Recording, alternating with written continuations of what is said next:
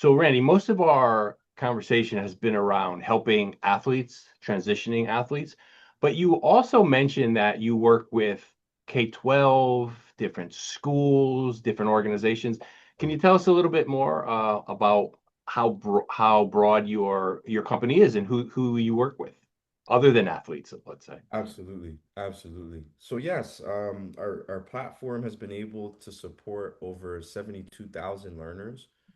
Um, in my days of working with athletes, in as I explained to you, the very intertwined and sometimes complicated ecosystem of sports, where I was able to really support was building effective and win-win partnerships for everybody.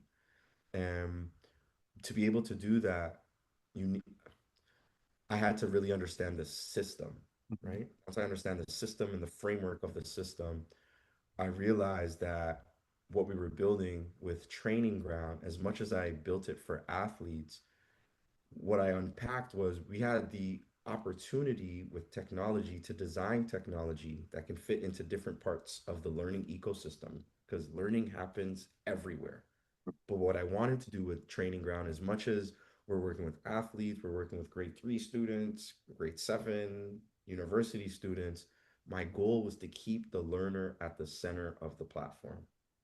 And by keeping the learner at the center of the platform, we'll be able to support an educator who wants to educate their class on building these new skills, a coach or a general manager that wants to educate their athletes on building these new skills. So the learner is still at the center and is still the focus, but we're building tools to support those people around the learner so they could better support the learner so the learner could go on and see success in their own way. So, uh, to some people, it might sound like a lot, seem like a lot, like you're here, you're here, you're here. But if you understand the system and the framework that we've built, all we're doing is keeping learners at the center and allowing for those that support them to have better tools to provide them with value and outcomes.